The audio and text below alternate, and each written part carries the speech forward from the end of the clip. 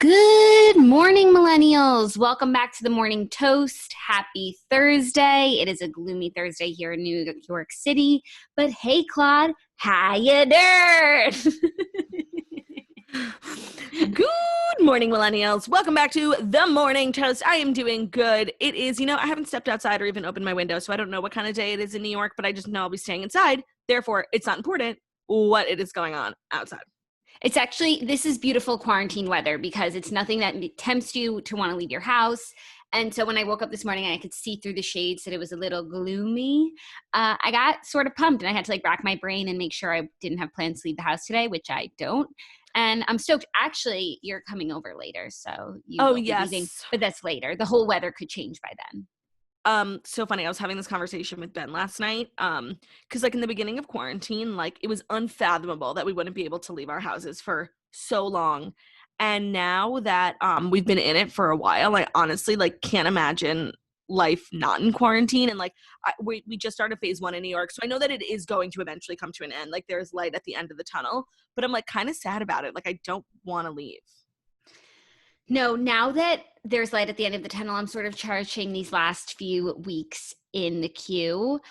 So I feel you on that, but I'm excited for our plans tonight. That'll be really fun. Yes. We're having little GNI. We're doing a vlog, GNI, making a pizza, drinking wine, playing games, just having a fun night for Patreon and for ourselves because we really need one. We deserve it. We deserve each other. This hat and you. Oh, you don't fucking know that song. I'm always singing this song from Wicked. You're both so smart. Oh, no, I only know. It's about a hat. It's about a hat. Is it about Mrs. Hat? Yes, and Mr. Hat. It's such a good song. I mean, it's only one part of the song that's dedicated to the hat. And it goes, you should wear this hat to the party tonight, don't you think? And I'm always telling you guys to wear this hat to the party tonight. And you guys never know what I'm talking about.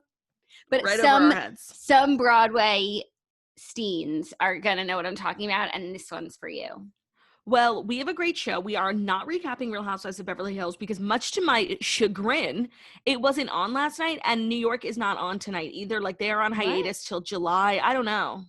Okay. I mean, I was bummed about Beverly Hills, but I can't say I'm so bummed about New York. That means more time for me watching Potomac, seeing the ladies go to Bermuda. I'm so excited. I ended right on the episode right before they're going on a trip. So I just have the world is my oyster. I'm going to Bermuda today. I don't know about you. Ooh, gotta get Bermuda, your coconuts. Bahama, come on, pretty mama. We've been super musical this week, and I think that it's for the best. It's so funny. I was on the phone with Taylor Strecker last night, and I realized I was doing this thing that I used to do when I came every summer, when I was in high school, when I would come back from camp. I picked up on annoying habits my bunkmates were doing, and when I was a super senior, all the girls on my bunk just sang. They were pass the towel. And I came home and I was doing it. And my friends thought it was so annoying, my school friends. And now I find myself doing that all the time. I'm this is incredible. That's what you and Ben do all the time, everywhere. That's a you and Ben thing, 100%. And then also what you guys do is you constantly, we all do this, but you guys take it to another level where you're oh, this is a sad chair. It's a Sarah. Oh, yeah. I mean, I can't. There are over 1 million words in the English language. And honestly, that's too many. Sometimes you just need to combine words, Contraction. You have dish issues. You have a dish issues. No, you have dishes. Combining, what's it called? Conjunction? Contraction. Right? A contraction is when you do cannot. Conjunction. What's your function? That song is so sexual. It's a kid's song to like learn about English and like grammar. And so sexual. It's like I could see Luann in like a dirty cabaret bar downtown being like, conjunction, junction, what's your function? I completely agree. Okay, so it's the act of contraction, though, is the act of decreasing something in size or volume or quantity or scope. So it's being contracted into one word. Therefore, it is a contraction. Okay, well, everyone should do it more because I love the more you know. Words. It's a sad chair. It's a stare. Yeah, good times. These are white curtains. Whartons. Yeah, no, you guys just do it with everything, and that's just what you do. That's I'm a cool girl. What you girls do. That's what They'll girls keep you guessing the whole day through. Play your emotions, push all your buttons, it's true. That's what girls do. Yes. What movie is that from? Something stellar from the 90s. That like genre of like female band 90s movie music. Like, I want to be that girl who has everything. I want to reach that bell. I'm going to make it ring. I'm going to fly like a bird and spread my wings. Come on. Come on. Give me everything. Like that. Play that at my funeral, please. Okay. 100%. Like when they're bringing in the casket, like I want all the pallbearers to be like, you want everyone to be that girl who has it, like fist bumping. The pallbearers will like arrange a harmony, so it's gonna be like maybe a round where they're like, she's gonna be that girl, she's gonna be that. No, I mean it's gonna be tasteful, obviously. Yeah, don't worry. I'll head it up. I'll oversee the musical. She'll be the funeral department. director. Yes, exactly. Can't wait. Cool. Well, we have a great show for you today. As Claudia had said, speaking of other great shows, new episode of The Redheads is up. We are recapping Codename Helene, which has, I think is my favorite book we've ever read in The Redheads so far. I'm going to go ahead and say it. I loved it. It's a true story of a fabulous, incredible woman. I know we hate the word like boss bitch, but she was everything of the sort in that way. And Jackie, we are self-hating boss bitches. Like 100%. You could call us boss bitches. Like we are bosses and we are bitches. But please don't. But you could. But don't. Please. But no, she's an amazing French woman who was a member of the French resistance, like spying and really helped win the war in World War II. It's an amazing story. So if you were on the fence about reading it, definitely read it, listen to the episode. And now I'm so excited to read our next book, which is I Know Why the Caged Bird Sings by Maya Angelou. So I hope you guys enjoy the episode if you're partaking this month. But I recommend that you partake if you ever sometimes partake in the Redheads. Yeah, partaking is particularly interesting. Yeah, I do love to partake. Okay, should we dive right in? Yeah, I'm off the deep end. Watch as I dive in to the fast 5 stories that you need to know before you wake up and take a bite out of your morning toast.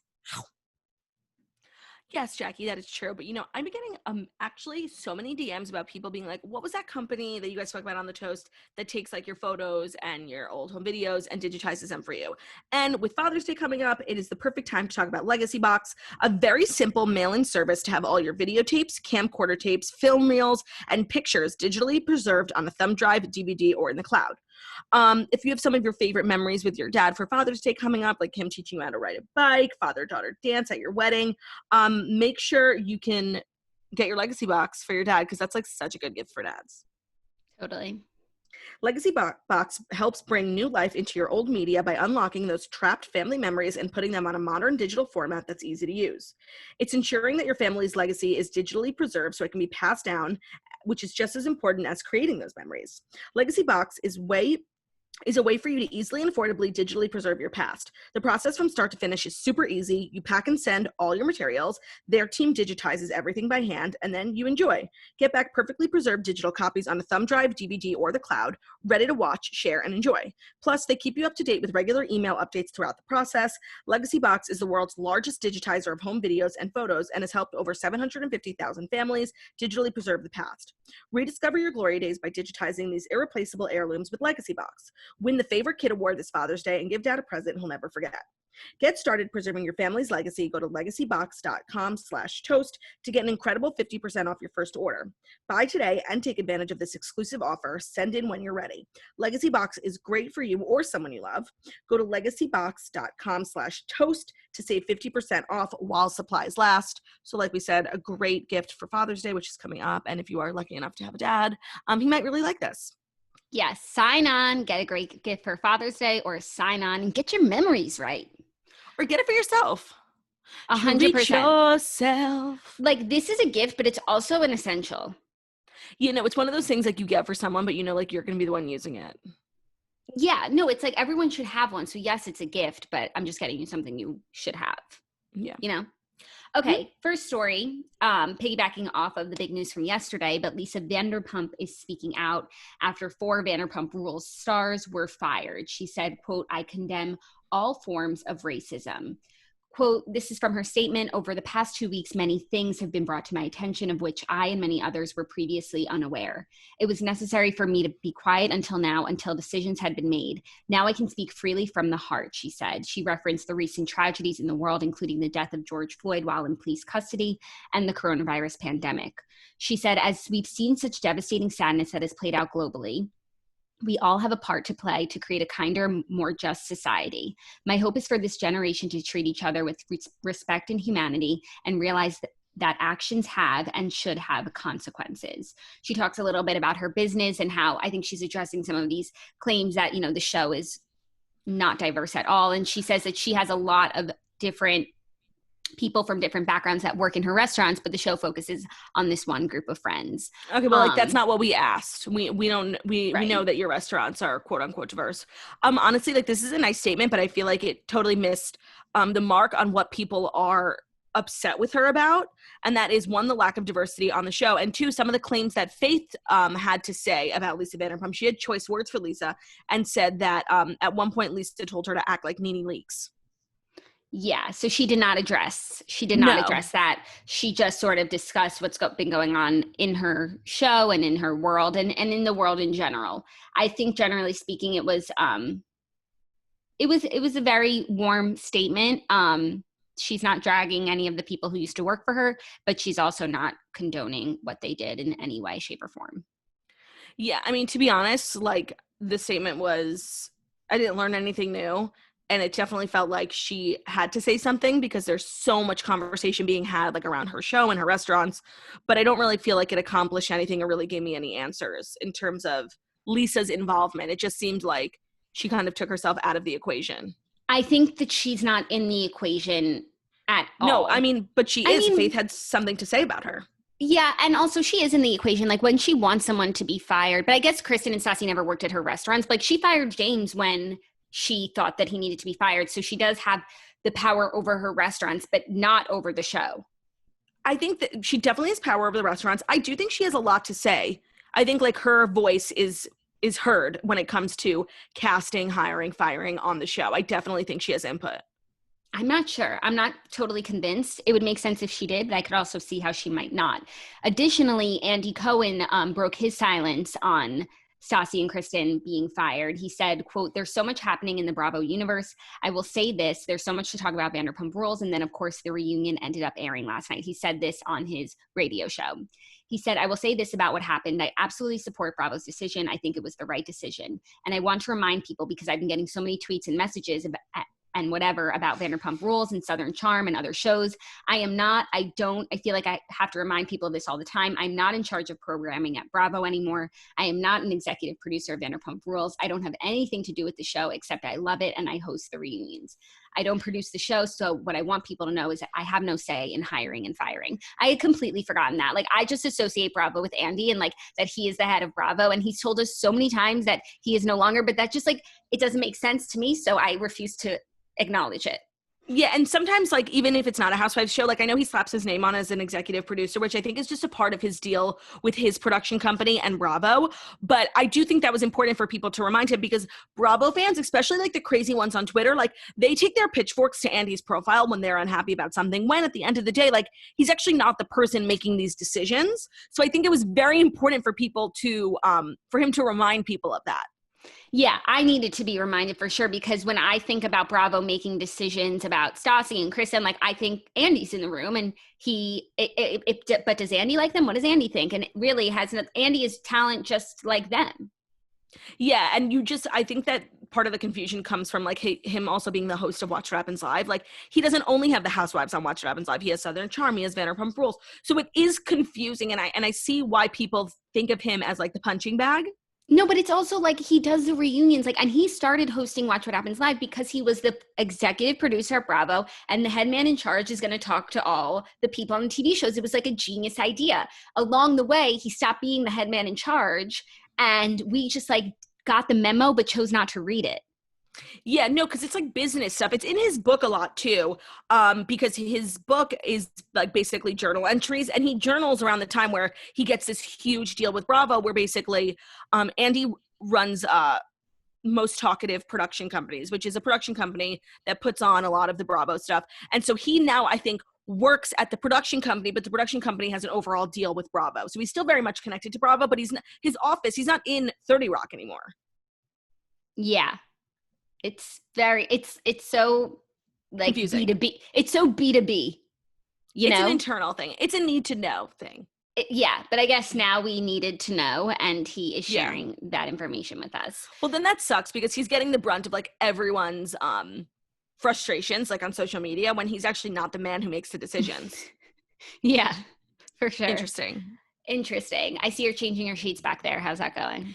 Yes, part of being the host of this show and coming on here every day is like people know when like the frequency at which I change my sheets. So normally I would go like 3 weeks, but I've been really good like on a week-to-week basis. That's really good. But you could always say like you change them in the afternoon, like you wanted the bed to be made for the show, and then you were gonna, like you could lie to us if you needed to. Yeah, I could, but you know what? Like once I start lying, at least for me, it's just like a slippery slope to like lying to everyone about everything. And I don't want to like start the trend of like lying to the fans on the show, Yeah, I feel that. I did my sheets yesterday and it was nice. It was nice. I mean, there's literally nothing better than a fresh sheet. It's true. Last night I slept quite well, not gonna lie. Oh my God, I was tossing and turning all fucking night.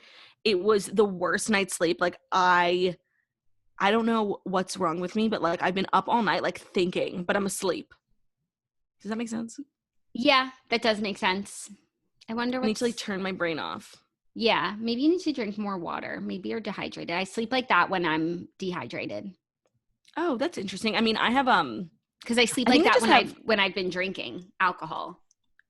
Oh, that's interesting. I mean, I think that I just have like so much on my mind that I don't process during the day because I'm like actively trying to like fight out negative thoughts in my brain. Do you know what I mean? Yes, I do know what you mean. So I actually. Who could it be? I actually have Theo's little barks. No, I love them. He has something to say. Well, I have something to say. I actually have my first appointment for therapy next week. Congratulations. Yeah. Thank you. It's been something I feel like once I start talking, like then it'll get out of my brain and I can finally fucking sleep. That's good. I'm proud of you for going. These past few months have been some of the most mentally trying. The most mentally trying. I've never experienced something like this in my whole life. And I feel like it's that for everyone. Yes, definitely. And you have to self-care, self-love, and you've got to take the necessary steps. I used to be one of the people who thought like therapy was for weak people. I'm like, I'm too strong, but like I'm not. No, but it's not for weak people. It actually takes a really strong person to like recognize that they could benefit from talking to someone else. Totally. I think like where my reservation is, I feel like now I'm in a therapy session. I have like all these thoughts in my brain that I'm like kind of embarrassed of. And like, I don't want the therapist to like tell anyone, like they're embarrassing.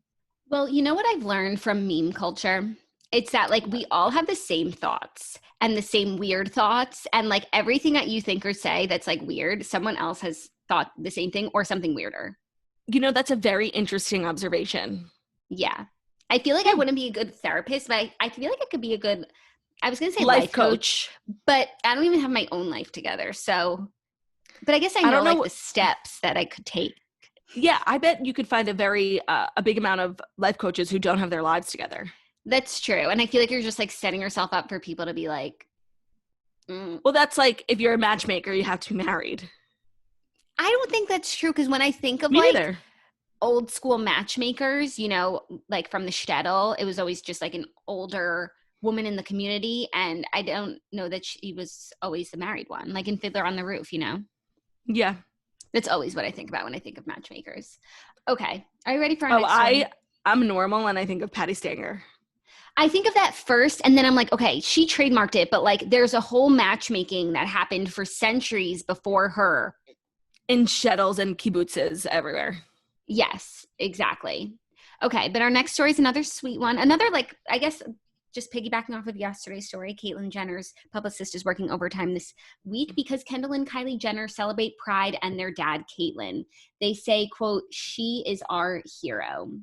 So for Kendall and Kylie, the transition only brought them closer to their dad. Kendall said, when my dad came out as transgender, our relationship grew. She could finally be honest with me. We could talk about deep emotions she was feeling through that time. Growing up, my dad was not usually one to talk about her feelings, so that was a big step for us. Kendall says she's been a daddy's girl her whole life, and now their relationship grows every day. That is so cute, and Kylie had similar things to say about her relationship with Caitlyn.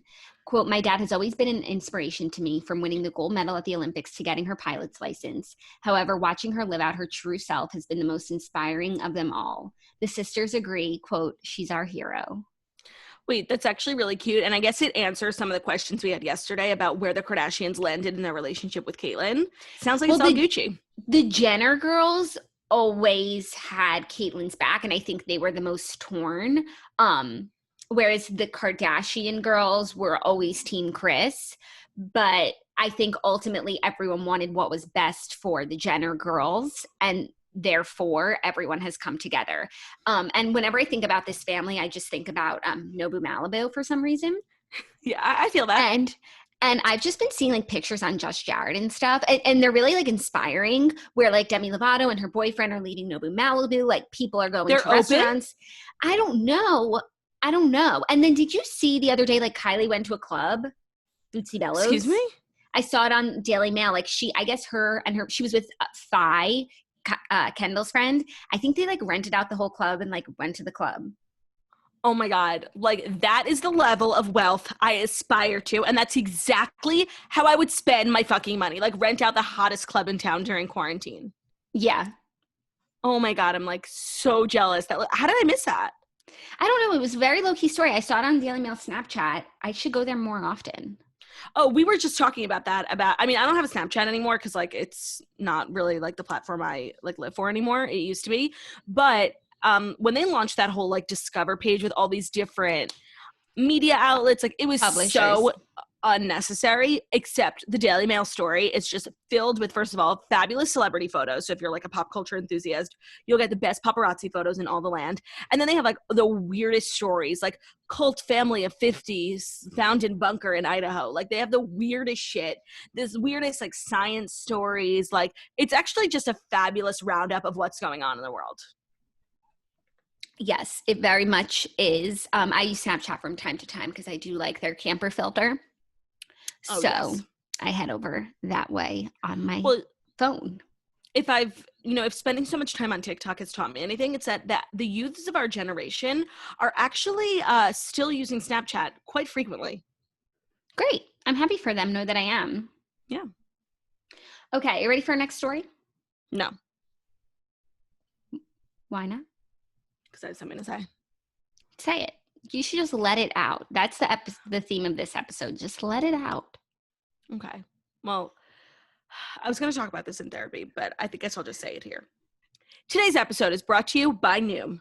Getting in shape doesn't have to be about losing a specific amount of weight or a magic number on the scale. It's about building healthier habits and feeling better about yourself. If fitting into that favorite pair of jeans is your goal, great. But there are many reasons why you might want to practice self-care, and every person is different. Because everyone's different, Noom adjusts to your lifestyle. They teach you the psychology behind the decisions you make and then help you keep track of everything from workouts to steps to analyzing your diet and recommending healthy recipes. Noom also connects you with a personally assigned goal specialist and a community of other Noomers, so you all of the support you need to empower change. So if you want to get in shape, start feeling better, there are many reasons why you might want to do that, but some of them could be better self-care, feeling confident in your clothing, having more energy, or just having an overall glow. The great thing about Noom is that you can integrate it in your life so you trust yourself to make better choices. Noom is not a diet. It is a healthy and easy to stick to way of life. It is the habit-changing solution that helps users learn to develop a new relationship with food through personalized courses. They teach you why you do the things you do and then empowers you with the tools you need to break bad habits and replace them with better ones. We're all strapped for time, so Noom asks you to commit to just 10 minutes a day for yourself. You're human if you go off track. There's no shaming, just tips to help you get back on track tomorrow. You don't have to change it all in one day. Small steps make big progress. Sign up for your trial today at Noom.com/toast. That's NOOM.com/toast. What do you have to lose? Visit Noom.com/toast to start your trial today. That's NOOM.com/toast. Love it. Sign on. Get your mind and your body right. I actually think that my quarantine should be sponsored by Noom because it has been the best tool for me to I don't have such lofty goals. I just want to maintain some sort of balance in my life in this very unbalanced time. And Noom has been a great aid in doing that. And there are a lot of toasters who have had a lot of success with Noom. I think there's even a Facebook group. Yes. Okay. Next story is just perfect. And in this vein, Lizzo is slamming body shamers in her new workout TikTok, saying, quote, "I am beautiful. The only ideal body type for Lizzo is her own." The 32-year-old singer posted a video of her workout regimen to TikTok Tuesday, telling online body shamers that there's more to one's health than what's featured on the outside. So she posted a montage of her working out, and over it, her saying, "Hey, so I've been working out consistently for the last 5 years, and it may come as a surprise to some of y'all that I'm not working out to have your ideal body type. I'm working out to have my ideal body type. And do you know what type that is? None of your fucking business," she said in a voiceover of the clip. "If you're not a fat shamer, keep scrolling." Okay, now that all the fat shamers are here.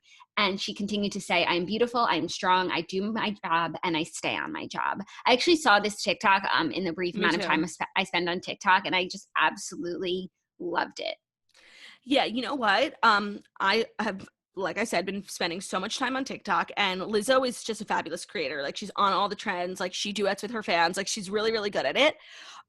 But just in my time perusing TikTok, I can't tell you how many fat phobic videos I see, and so many of them are about Lizzo. It's so disrespectful. I wish that TikTok would just implement more regulations just to it's weirdly this platform where young people are so creative, and a lot of them use it to come out. A lot of them are using it in these beautiful creative ways, and then some of them I see fat phobic shit once a day, maybe more times a day. I don't even know why they're serving it to me. Why am I getting it? Why? Because I'm fat?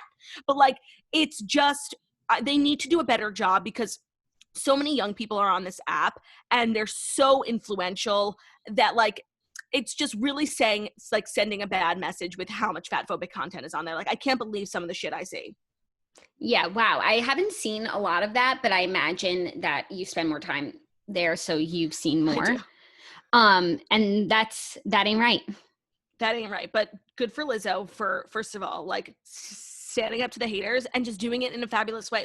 This is what we said when we were talking about the BTS stans coming for us. If you're going to come for us, you got to be creative. And they called us irrelevant uglies, which I actually really liked. So Lizzo is now coming for her haters, and she's doing it in a fabulous, creative, funny, smart, unique way. And that's really all we can ask for from our icons. That's all we can ask for. And we're getting every bit of it. Oh, you know what? We haven't spoken about Taylor Swift on here in a while, but I really want to share something that I saw on Facebook. Is that okay? Yes, please share. We have not spoken about her in a while, and I think I remember there was that week, I think it was maybe around the Scooter Braun stuff, where we were talking about Taylor Swift every single day. I think people literally stopped listening because they couldn't take it. Those were the days. Okay, so there has been this Tumblr Reddit thread going around that someone who claims to be super close to Taylor, there's a big secret coming out. And what she wrote was I can't say anymore. This is Taylor's special moment, not mine. Stay alert in the coming weeks. After it happens, the clue I gave will make perfect sense. And this is the clue. The traditional beliefs, customs, and stories of a community pass through the generations by word of mouth. That's the clue. Okay. Now, everyone had different things to guess what this meant. Nobody had my guess, and I'm almost 100% sure that I'm right. So I just wanted to put it on this podcast in case that I'm right. Okay. So that definition, the traditional beliefs, customs, and stories of a community pass through the generations by word of mouth, is the Merriam-Webster definition for folklore, which is irrelevant. I just thought that I would share. I don't know what that means. But no, that's relevant. That seems relevant. What's folklore? The traditional beliefs. So I I really think, and I couldn't believe that nobody else thought this, that is pretty much like a word for word description of drag. Like So you think, I think that she's going to be on Drag Race. and you think that they would do this much hype? Oh my God, yeah, the Swifties are like so dramatic. Okay. What are like TBG, like people think maybe she's pregnant, like I don't know. TBG explained to me how like drag is like the only art form left that you can't go to school for. Like it really needs to be taught. That's why everyone has like drag mothers. They have like the same last name as people they worked with or people they met. And all the customs, like the makeup, all of that is really passed through by word of mouth because there is no like school of drag. So I thought that I might be onto something. And in case that I was, that's a really great guess. thank you. So I just wanted to put it on the podcast, like in case she ends. And by the way, the new season of RuPaul All-Stars started last week, so it's not so crazy. I'm like really invested. That's a really interesting and good clue. You know, usually we get like 7 palm trees and then we're told 5 years later that it didn't mean anything. People are saying like an engagement, maybe a pregnancy. I don't think so. I thought when you first said that, I thought maybe a book. Oh. That's word of mouth. So the girl who wrote it said something absolutely major is going to happen shortly. Can't tell you what it is, but it'll be a shocker. Cruel Summer is not being released as a single, according to my sources. Wish I was allowed to say more. So I don't think it's about music. I don't think it's about music either, but it does seem like it's something really major. And I don't know if a guest spot on one episode of RuPaul's Drag Race counts this. So I agree. That was my only trepidation. It's like, it's not that big of a deal, but to the Swifties, like everything's a big deal every time you see Taylor. Yeah, I agree. Wow. Okay. Now I'm in this. So please keep me posted. I always I need to close the circle on stuff. Like I can't just leave these things open-ended, you know, it'll like, I'll wake up in the middle of the night and be like the traditional folklore. Right. The traditional customs beliefs and traditional values. Exactly. Okay, next story. Vogue's editor-in-chief, Anna Wintour, has apologized to her staff for not doing enough to elevate Black employees and models and for overseeing spreads that may have been seen as, quote, hurtful or intolerant over her 32-year tenure at the glossy magazine Vogue. She wrote a letter to her employees sort of apologizing. There has been a lot of stuff happening within Condé Nast. I just saw last night that now former employees are speaking up about their experiences. Wow. The editor-in-chief of Bon Appetit is out. There's an interim editor at the moment. But meanwhile, Harper's Bazaar has just appointed Samira Nasser to be editor-in-chief, the first woman of color to hold the prestigious title at the 153-year-old publication. So that's some good news. It's like 152 years too late. Yes. But that is good news. We are moving forward. In terms of Condé Nast, like honestly, Vogue is like, it's fabulous, of course, but like it's also the pinnacle of like exclusivity. Like the fashion industry like is notoriously non-exclusive to people of color, plus size people. Like this doesn't shock me. I'm honestly shocked. Not inclusive. Sorry, you said not exclusive. Oh, sorry. It's the pinnacle. No, I said it's the pinnacle of exclusivity. Yes, and then you said the fashion industry is notoriously not exclusive to people of color. I think I said non-inclusive. Okay, this is being recorded, so I think I said it. Okay, we'll find out. Whatever. All I'm saying is that this isn't necessarily like the most shocking thing I've ever heard, but honestly, the fact that Anna Wintour is actually addressing it, that's what shocks me. Yes, I agree. I think that she needed to address it because there's a lot of stuff within, like not just Vogue, but within the company that is unacceptable. And so she wrote a very lengthy letter that was an email that was sent around to everyone where she says she, quote, takes full responsibility for those mistakes. You know what? I feel like her time might be up soon. Yeah, we say that every time that we talk about her on this show, which isn't that frequently. But you know what? Actually, I just downloaded Andre Leon Talley's book. And I remember seeing headlines, but not really reading the articles because I didn't know the backstory. But like, I think there's drama. They have beef. And so I'm going to read the book this weekend and I'll let you know like what the tea is. I don't know why it is that like I dislike Anna Wintour, and I honestly like I know nothing about fashion, but I just like know she's not good at her job. I can't explain it. Like I just know it in my bones. And I don't know. I just think it's time for like a new frontier. Like she's just so old school. And is Meryl Streep's character supposed to be her? Yeah. Yes. Maybe that's why I just inherently don't like her. Yeah, The Devil Wears Prada, making Yeah. her the devil. But I actually just watched that movie, and it's been on every single day. They play it on E every day for the last 5 years. Like, but I actually don't regard it as one of my favorite movies. It's definitely in the genre of my favorite movies, like that kind of vibe. But I was just watching it, and it's really such a fabulous movie. Except what really frustrated me about the movie, and it's like, you know, when you watch things with fresh eyes, like you see whole new lies. One of the most frustrating things of the movie is like her group of friends and her boyfriend were just like so not supportive of her career. And like they acted like she was just like selling out when she was like just trying to get by so she could do a year at this job and then get a better job. Like she was not an entrepreneur. She was just like had hustle, and she was a hard worker. She was ambitious. Yes, and it's like everyone like faulted her for that. And to be honest, like that's the biggest problem with the movie. Like her group of friends were not supportive, and they made her feel guilty for having passion. No, and like for leaning into the job that she did have. Like, yes, this wasn't the job that she wanted. She's not a runway girl, but you know what? She has to be here for a while, and she's going to make the most of it and embrace the workplace. And they just like made her feel like garbage, and I didn't like that either. Yeah. And then I was telling you this. Oh, I was on FaceTime with you. The character who plays like the writer for the New Yorker, that blonde guy, Kristen, who like follows her around art galleries and like takes her to eat falafel in Paris. Yes. Like for my whole life, like up until maybe a year ago, I thought that guy was Billy Bush. They look so similar, and I've never been like super familiar with Billy Bush's work. I just know he's like curly and blonde, and this guy was curly and blonde, and I'm like, oh, how cool. The guy from Access Hollywood got a starring role in a movie. Okay, Billy Bush is not blonde. I just want to say that. Like he's brunette. He's a brunette. 100% blonde. Just do a quick Google. He's brunette for sure, but you actually touch on something quite poignant, that their facial structures, like if you buzz both of their heads, twins. Okay, I just want to say, like, sometimes he's brunette and sometimes he's blonde. He definitely like bleaches his hair sometimes.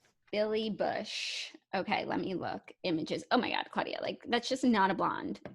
Whatever. I can't believe that, like, it's like when I was younger, I used to really get confused between Sandra Bullock and Julia Roberts. Like to me, they were never in the same room at the same time. Like they were just the same person. And I thought like all that confusion was behind me until Billy Bush and the guy from Devil Wears Prada. No, that confusion catches up with us all the time. Like we're constantly mixed up. So we kind of took a weird tangent, but basically Anna Wintour's terrible at her job. That's what I was trying to say. Yeah. Okay, are you ready for our fifth and final story? A little interesting museum news. Ooh, a little museum news. Museum news. Yes, I'm totally ready. I love museums. My favorite. Okay, cool. An Avicii museum is opening in Stockholm in 2021. A new museum dedicated to the life and music of Avicii will open in Stockholm, Sweden next year. Per a press release, the Avicii experience will bring its visitors closer to the artist Avicii and the person Tim Bergling. The audience will follow Tim's journey from a reclusive music nerd to a celebrated superstar, from his boyhood room where it all began to the LA studio where the biggest hits were created. On display at the museum will be a mix of memorabilia and previously unseen photographs and videos. Exhibits will also offer visitors the chance to, quote, peer inside the creative process and the many collaborations behind the music. When the Avicii experience opens, it will boast previously unpublished early version of Avicii's breakthrough hit Levels, as well as troves of previously unreleased music used to craft the 2019 posthumous album, Tim. You know what's so funny is before he like had his surname, he was releasing music under the name Tim Berg. And I'll literally never forget. I never felt so stupid in my life. Like I had found like this when Avicii was popular, like I had found this like old house song on like YouTube or something. And I showed it to Ben. I'm like, do you know the song by Tim Berg? And he's like, that's Avicii. And I like literally felt so stupid. But I feel like not a lot of people know that.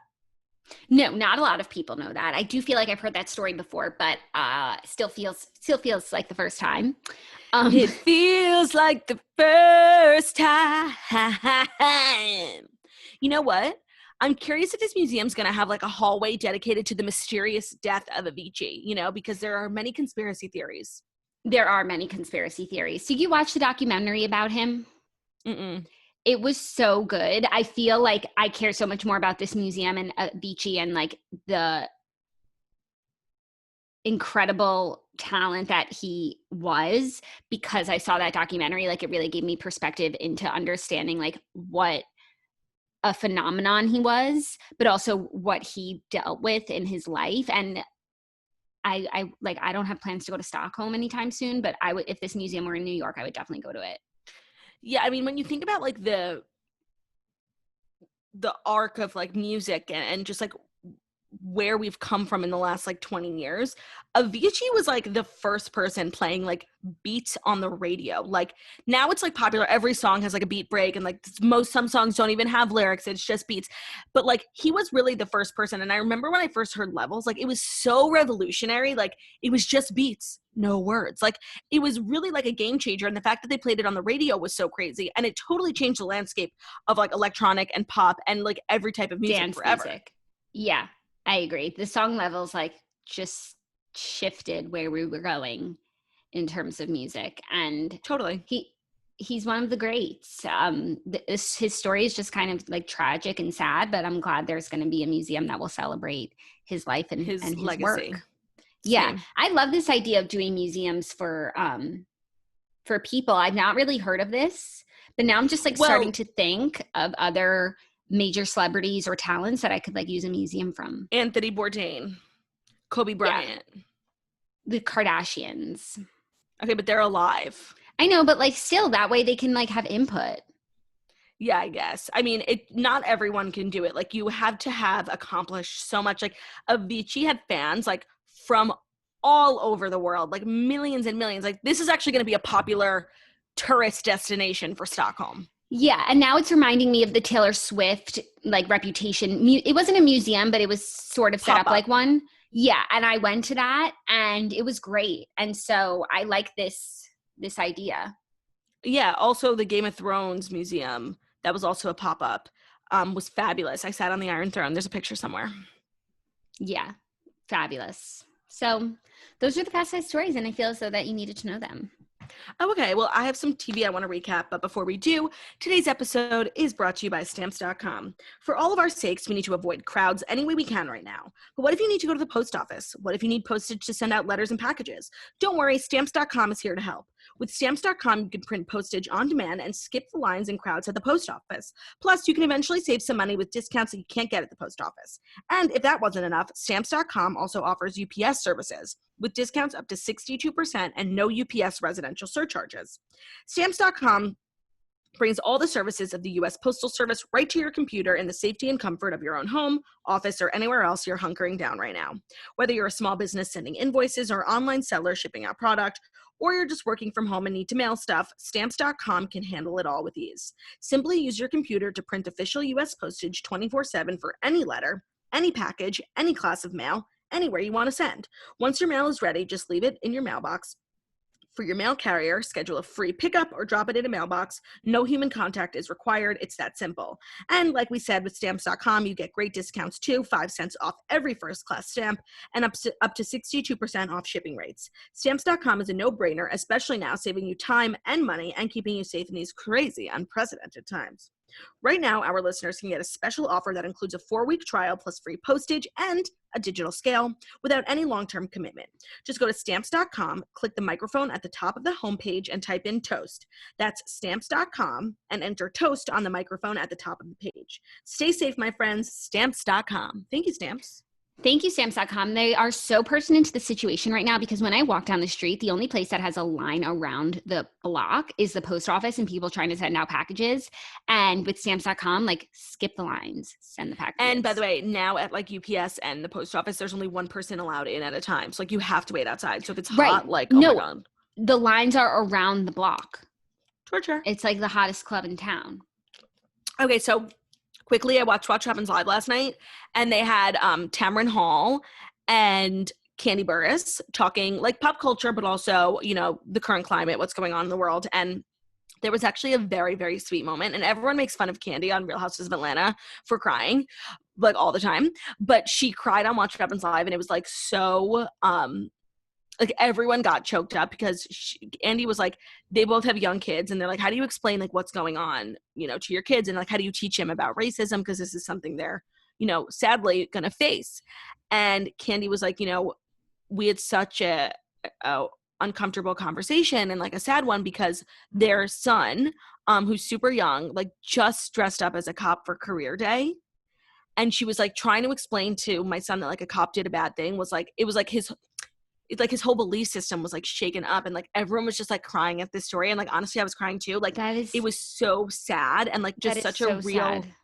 Like, those are conversations that, like, Black parents have to have with their children, and it was honestly just, like, heartbreaking. Wow. That's really sad. But it was a good episode, actually. Tamron Hall is, like, super cute, and she's, like, funny, and it was a good episode. It was, they're doing Watch What Happens Live from home still, and Andy's in the Hamptons, and honestly, Andy he feels, like, a little checked out. Really? Yeah. Okay, well, I have it recorded, so I will watch, but they didn't recap any TV, did they?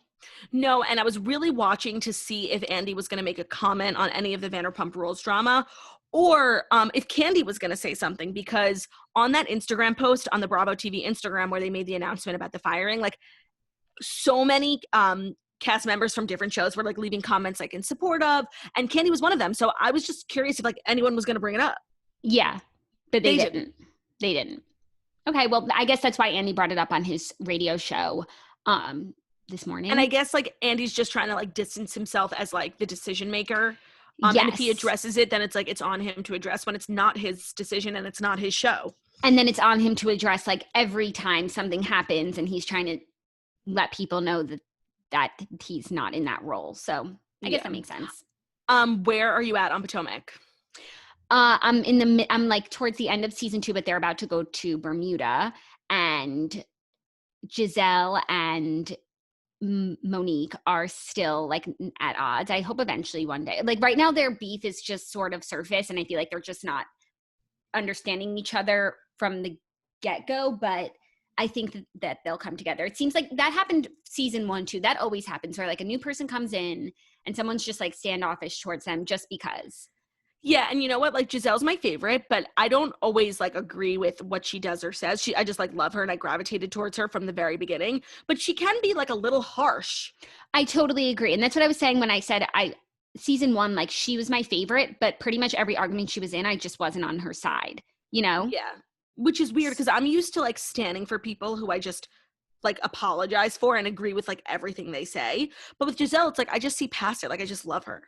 You know who I happen to agree with, like, a lot of the time on the show so far? Ashley Darby. I knew you were going to say that. I just think she is always making sense, whether she's, like, fighting with someone or fighting with her husband. She's just or, like, talking about her restaurant. Just wait. Okay, you're going to feel dumb for saying that. But up until this point, like, she's constantly making sense. Okay. Well, I actually got a DM from a toaster who lives in Potomac saying that Oz is, like, out of business. It's been out of business for a while. And, like, it was a desert land restaurant when it was up in business, which is sad because, honestly, like, I was ready to take a road trip with you. We're just too late. Okay. I could see how that happens. She just did, like, this rebrand, and she added, like, some flatbreads to the menu, and people were excited about it. And I think so far, like, my favorite person on the show is Chris Samuels. He is please don't, like, say anything. No, he's good. He's good. Are they okay? Just tell me, are they still together? Yeah, she just had another baby. Okay, good. Okay, that's what I thought. Okay, great. I'm excited. By the way, I love them as well. And you know what? I've never been to, like, a housewife restaurant. And actually, that's not true. You and I had drinks once at AOA, which was that restaurant Ramona pretended to be, like, an investor in, like, 10 years ago in Tribeca. It's actually a fabulous bar. And we've been to Sir, and we've been to Pump. Oh, that's true. I forgot about that. But I honestly really want to go to OLG Candy's restaurants. Like, they look so good, and they all stay open for the most part, and they've been open for quite some time. And she keeps, like, opening new franchises. So, like, honestly, it looks so good. Ooh, okay. I'm excited. I'm excited to keep watching. I have a lot of time today, and I'm gonna hopefully get into season 3, but we'll see. There's always like reunions, and Yeah, we'll I see. have like nothing to watch. I found myself like literally all day yesterday laid in bed on my phone. I tried again to watch 13 Reasons Why, and I'm still on the first episode. Like, it's just so bad. And you know what? I think it's because I dislike everyone. Like Clay, the main character, like least favorite human being, like keeps making bad decisions, and like the whole show revolves around him. And I'm just done. I understand. And that's that on that. That's that on that. I think that's all she Anything else we wrote. wanted to talk about today? No, I think that is all she wrote. My comedy special is available for pre-order. You can find it on iTunes. Claudia Oshry, Disgraced Queen. It's also on my Instagram. I would really appreciate it. And that's all we got. Thank you guys so much for listening to The Morning Toast, the Millennial Morning Show where we go live Monday through Friday, 10:30 a.m. Eastern Time on YouTube. So if you're watching us on YouTube, please feel free to subscribe and give this video a thumbs up. We're also available as a podcast anywhere podcasts can be found. So that's Spotify, iTunes, Stitcher, Public Radio, iHeartRadio, CastBox, all the places. So wherever you listen to podcasts, find us, The Morning Toast, and leave a 5-star review about how beautiful, stunning, and smart we are. We love you guys very, very much. Thank you so much for listening, and we will see you tomorrow for our final show of the week. Bye.